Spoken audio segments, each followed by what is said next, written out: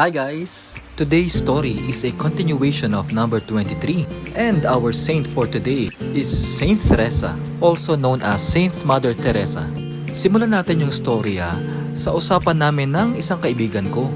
Sabi niya, namimiss daw niya yung buhay niya dati. Simple lang, pero masaya. Pero ang pinaka nagustuhan ko sa sinabi niya ay, just do good things. Ang sabi ko naman, basta galing sa puso mo, tatanggapin niya. During the Easter Vigil, nakapag-serve ako sa church bilang isang salmista. During that time, napansin ko na merong mga madre at ang habit na suot-suot nila ay katulad ng kay Saint Mother Teresa.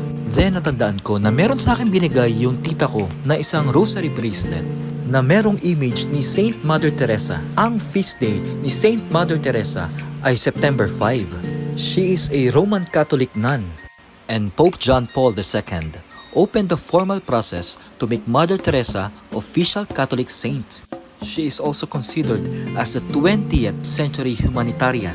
Meron ding 2 milagro si Saint Mother Teresa na recognized ng church.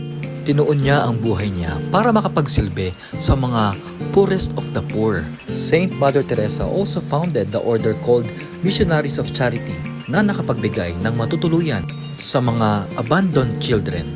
Nagbibigay tulong din sila sa mga tao may malulubhang karamdaman at mga iba pang disabilities. Natatandaan ko tuloy yung usapan namin ng kaibigan ko na sinabi niyang just do good, at ang nasabi ko na basta galing sa puso mo, tatanggapin niya. At sa perfect timing ni God, isa sa mga famous lines ni Saint Mother Teresa ay, do small things with great love. Isa pa sa mga famous lines na galing kay Saint Mother Teresa ay, if we really want to love, we must learn how to forgive. At nagulat ako nung nakita ko yung FB memories ko. On this day, 2 years ago, nag-post ako ng isang line na hango sa isang kanta na halos katulad ng sinabi ni Saint Mother Teresa. Merong isang tula.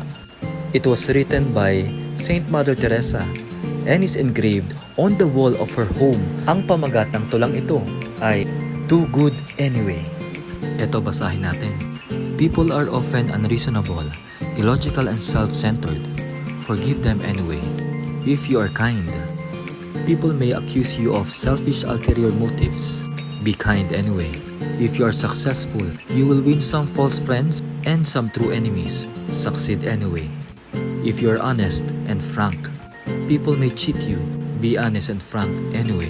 What you spend years building, someone could destroy overnight. Build anyway. If you find serenity and happiness, they may be jealous. Be happy anyway. The good you do today, people will often forget tomorrow. Do good anyway. Give the world the best you have, and it may never be enough. Give the world the best you've got anyway. In the final analysis, it is between you and God. It was never between you and them. Anyway, during that same day, 9 years ago, nag-post ako na tumutugtog ako ng piano. Ang pinakapaborito kong salmo, Psalm 23. Ang Panginoon ang aking pastol, hindi ako magkukulang. Ang message ni Saint Mother Teresa ay isang mensahe ng pag-ibig. Diba?